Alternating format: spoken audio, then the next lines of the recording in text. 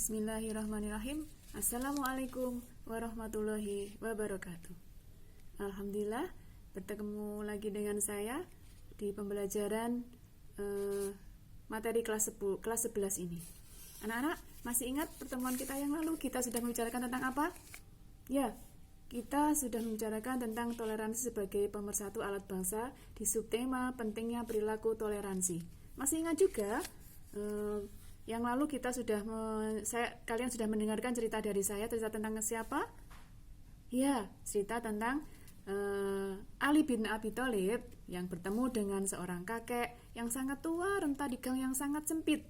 Pagi itu Ali sedang terburu-buru akan mengikuti sholat berjamaah di masjid, yaitu sholat subuh berjamaah. Terus terjadinya apa yang terjadi dengan Ali dengan bapak si tua tadi, kakek tua tadi? Ya, ternyata di gang yang sempit Ali sedang bertemu dengan kakek tua yang ternyata dia itu beragama Nasrani.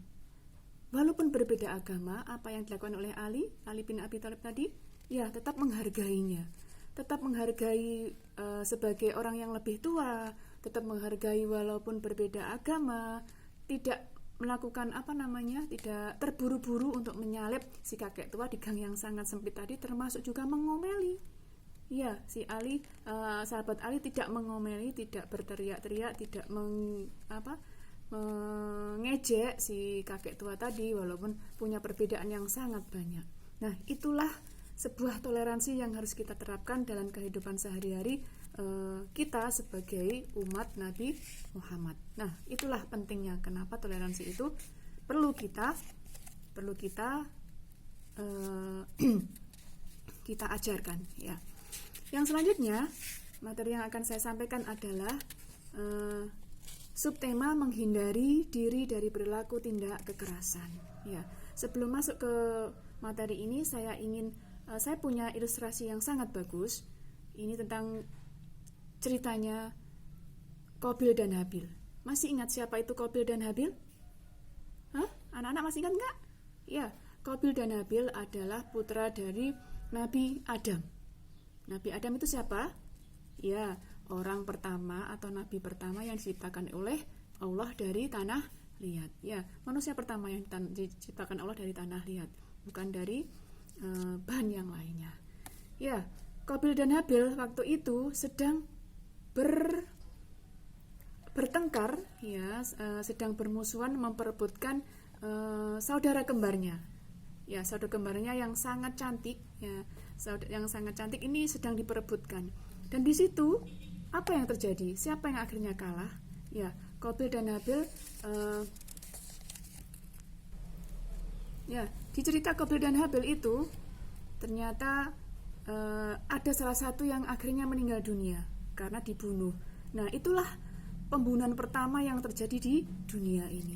Dari pembunuhan pertama yang terjadi di dunia inilah akhirnya Allah memberikan hukumannya bahwa apabila nanti suatu hari nanti ada orang yang terbunuh, maka hadnya atau hukumannya adalah sama-sama dibunuhnya juga. Nah, itulah sebuah kekerasan yang pernah terjadi di dunia ini yang pertama kalinya. Dan ini menunjukkan apa?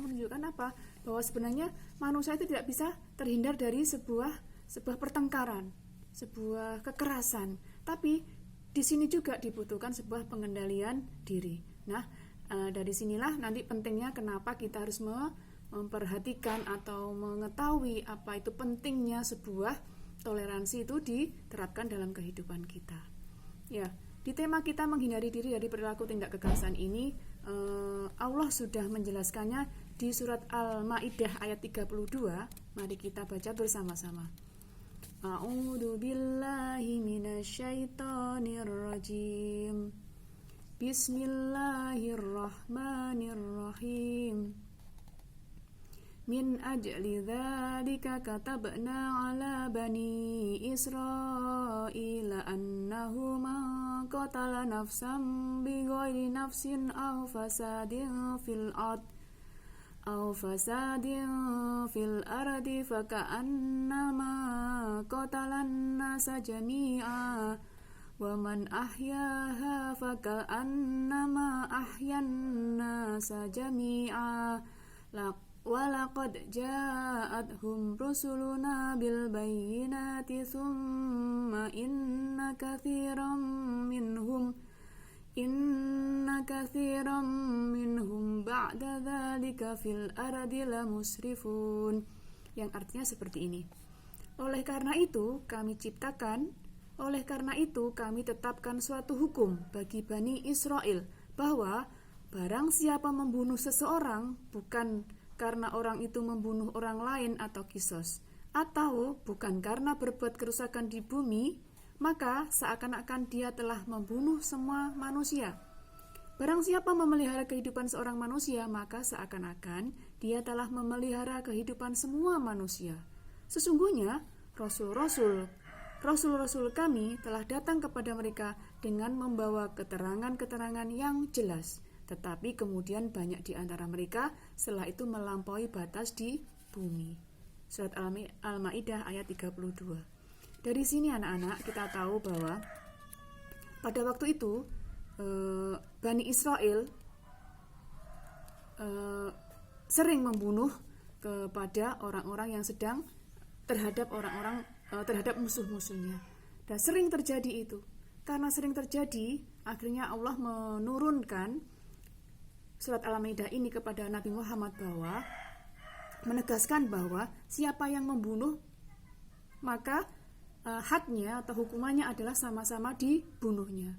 Dan barang siapa yang memelihara seseorang atau memelihara kedamaian, maka dia seperti juga memelihara kedamaian di seluruh umat ini, kepada seluruh manusia ini. Jadi ini seperti kebalikannya ya. Satu, yang pertama, siapa yang membunuh maka akan dibunuh, dan kebalikannya, siapa yang mau memelihara apapun itu yang dipeliharanya, maka dia seperti memelihara semuanya juga, termasuk memelihara dirinya sendiri.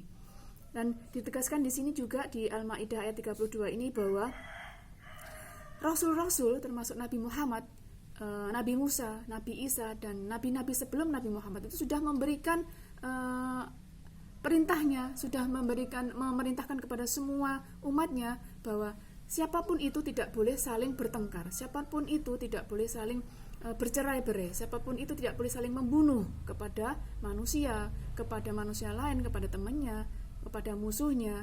Maka itu adalah sebuah perintah dari Allah. Sudah diberikan keterangan seperti itu kepada dari Rasulullah kepada umatnya, dari nabi-nabi sebelum Rasulullah kepada umatnya. Tetapi mereka melampaui batas. Artinya apa?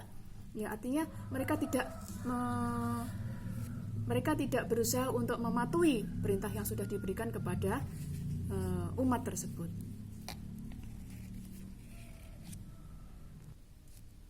Nah, itulah anak-anak. Nah, dari sini ya, dari ayat tersebut juga sudah dijelaskan bahwa salah satu contohnya adalah pembunuhan yang terjadi antara Habil dan Qabil. Yang terbunuh akan dibunuh juga. Terus apa yang terjadi dengan hukum di Indonesia? Apakah di Indonesia juga seperti itu hukumannya, bahwa orang yang membunuh akan dibunuh juga? Ya, di Indonesia berlaku juga bahwa siapa yang membunuh seseorang, maka dia akan dibunuh juga, atau dijatuhi hukuman mati bagi orang yang sudah membunuh seseorang. Ya, anak-anak, dari surat Al-Maidah ayat 32 tadi ada 3 pelajaran yang bisa kita petik. Yang pertama adalah apa? Bahwa nasib kehidupan manusia sepanjang sejarah ini memiliki kaitan yang sangat erat dengan orang lain. Sejarah kemanusiaan merupakan mata rantai yang saling berhubungan. Oleh karena itu, terputusnya sebuah mata rantai akan mengakibatkan musnahnya sejumlah besar umat manusia. Di sini pengertiannya apa? Bahwa kita ini punya sejarah dengan orang sebelum kita. Contohnya, saya sebagai seorang anak punya sejarah dengan orang tua saya yang sekarang sudah meninggal dunia. Orang tua saya yang sudah meninggal dunia juga punya sejarah dengan orang tua yang kakek saya, ya, atau orang tua saya, kakek saya. Termasuk juga saya juga punya hubungan sejarah lagi dengan kakek buyut saya. Termasuk juga yang pendahulu-pendahulu sebelum dari kakek buyut saya. Nah, itulah kalau apabila salah satu dari orang-orang sebelum saya itu meninggal dunia, ya mungkin karena dibunuh, waktu mudanya sudah dibunuh, bisa jadi sekarang saya tidak ada. Termasuk kalian juga. Ya, kalau salah satu dari kakek buyut sampean atau orang tua sampean yang sebelum sampean itu lahir itu mungkin dibunuh di masa mudanya sebelum menikah, bisa jadi kalian tidak ada. Nah, itulah pengertiannya. Pelajaran yang kedua dari surat Al-Maidah ayat 32 adalah bahwa nilai suatu pekerjaan berkaitan dengan tujuan mereka. Pembunuhan seorang manusia dengan maksud jahat merupakan pemusnahan sebuah masyarakat. Tetapi, keputusan pengadilan untuk melakukan eksekusi terhadap seorang pembunuh dalam rangka kisos merupakan sumber kehidupan manusia. Nah, ini maksudnya apa? Ya, maksudnya adalah bahwa setiap orang yang sudah membunuh seseorang, ya, maka dia harus dikisos, dia harus dihukum. Artinya di sini apa? Agar terjadi sebuah kejeraan, agar orang lain tidak ikut-ikutan mempunyai perilaku yang sama untuk saling membunuh kepada orang lain. Jadi ketika seorang sudah membunuh seseorang, maka dia akan dibunuh juga pelakunya. Maka orang lain yang melihat perbuatan seperti ini, maka dia akan tidak ikut-ikutan.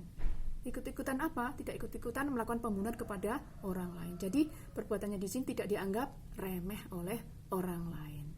Yang selanjutnya, pelajaran yang ketiga dari Al-Maidah surat ayat 32 ini adalah yaitu bahwa mereka yang memiliki pekerjaan yang berhubungan dengan penyelamatan jiwa manusia seperti dokter, perawat, atau polisi harus mengerti nilai pekerjaan mereka. Menyembuhkan atau menyelamatkan orang yang sakit dari kematian bagaikan menyelamatkan sebuah masyarakat dari kehancuran. Ya, seperti yang sudah saya katakan tadi di awal tadi bahwa apabila seorang itu mau mendamaikan seseorang atau mau menyelamatkan seseorang atau menyelamatkan sebuah jiwa, maka dia seperti menyelamatkan dunia ini juga. Nah, termasuk penyelamatan ini adalah tugasnya para dokter, para anggota polisi, para perawat. Maka apabila profesi ini dilakukan dengan benar, tiga profesi ini dilakukan dengan benar, menyelamatkan jiwa seseorang, menyembuhkan orang yang sedang sakit, menyelamatkan orang yang sedang akan meninggal dunia. Apabila ini dilakukan dengan benar, maka dia akan menyelamatkan seperti menyelamatkan dunia ini juga. Artinya apa? Tidak akan ada kehancuran, tidak akan ada sebuah kehancuran apabila benar-benar dilakukan dengan baik. Nah, inilah 3 pelajaran yang harus dipetik, yang bisa kita petik dari Al-Maidah ayat 32 ini. Dan ternyata tugas kita bersama adalah apa? Ya, menjaga ketentraman hidup dengan cara mencintai orang-orang yang berada di sekitar kita. Artinya apa? Ya, kita punya tetangga, kita punya saudara dekat, kita punya saudara jauh. Nah, itu harus kita jaga kerukunannya, harus kita jaga kedamaiannya. Agar apa? Tidak terjadi saling menyakiti, tidak terjadi saling tindak kekerasan. Maka oleh sebab itu, siapapun orang yang berada dekat kita atau jauh dengan kita, jangan sampai kita menyakitinya. Ya, ternyata di Indonesia ada hukum yang mengatur melakukan tindak kekerasan. Contohnya tindak kekerasan kepada anak atau kepada keluarga. Misalnya Undang-Undang Nomor 23 tahun 2002 atau Undang-Undang Nomor 23 tahun 2004 tentang apa itu ya?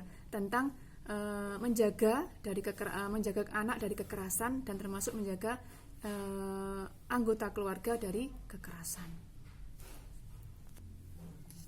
Nah, anak-anak, dari apa yang sudah saya sampaikan tadi itu bisa diambil hikmahnya. Hikmahnya ada banyak sekali. Yang pertama adalah apa?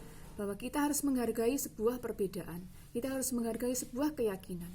Karena perbedaan itu akan membuat dunia ini akan semakin kaya. Dunia ini akan semakin banyak, perbedaan juga banyak yang kita miliki. Contohnya perbedaan ras, perbedaan keyakinan, perbedaan agama, perbedaan suku, perbedaan warna kulit, perbedaan jenis kelamin. Maka itu akan mengakibatkan apa?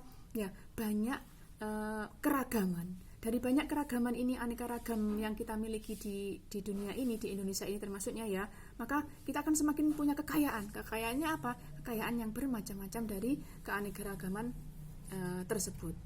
Yang selanjutnya bahwa kita itu harus saling menghargai perbedaan pendapat. Contohnya berbeda pendapat dalam memilih memilih ketua kelas atau memilih ketua OSIS, maka itu harus dihargai. Teman kita memilih calon yang pertama, teman kita memilih calon yang kedua, itu kita harus tetap menghargainya. Jangan sampai mengejek-ngejek kepada calon yang lainnya. Yang selanjutnya adalah kita belajar berempati. Apa artinya berempati itu? Merasakan apa yang dirasakan oleh orang lain. Contohnya sekarang, kalau di masa pandemi ini kita punya teman yang sedang sakit, maka kita harus saling membantunya. Kita harus saling membantunya untuk apa? Memberi support. Apabila kita tidak punya sesuatu yang kita miliki, kita beri motivasi, kita support dia agar dia itu segera sembuh, agar dia itu segera bangkit kembali dari rasa sedihnya, rasa sakitnya, atau rasa yang dideritanya saat ini. Nah, itu sebuah empati. Nah, dari sinilah anak-anak, ada banyak yang bisa kita rangkum dari pembelajaran kita hari ini. Adalah yang pertama, bahwa dalam kehidupan sehari-hari sikap toleran perlu dikembangkan. Yang kedua, dalam masalah keimanan atau akidah dan peribadatan, kita berpegang teguh pada keyakinan diri kita sendiri. Ya, untuk keyakinan yang berbeda dari orang lain, maka kita menghargainya, kita menghormatinya. Yang ketiga, bahwa manusia itu diberi kebebasan untuk memilih agama atau keyakinan. Maka dari itu, pilihan itu adalah sebuah konsekuensi. Ya, manusia harus bertanggung jawab terhadap pilihannya sendiri. Yang keempat, bahwa Allah menjanjikan surga bagi orang-orang yang bertakwa dan neraka bagi orang-orang yang dolim. Yang selanjutnya, kesimpulan kita hari ini adalah yang kelima, bahwa dalam pergaulan hidup bermasyarakat antara umat Islam dengan umat yang lainnya itu hendaklah saling menghormati, saling menghargai, serta boleh bekerja sama dalam urusan dunia saja. Demi apa ini? Ya, demi terwujudnya kedamaian, ketertiban, keamanan, dan kesejahteraan bersama. Nah, itulah anak-anak yang bisa saya sampaikan. Semoga yang sedikit tadi itu bermanfaat, dan yang penting adalah kita bisa menerapkannya dalam kehidupan sehari-hari sehingga toleransi ini ya bisa kita terapkan. Akhirnya sebuah dunia yang damai, sebuah dunia yang penuh kerukunan itu bisa tercipta. Terima kasih. Wassalamualaikum warahmatullahi wabarakatuh.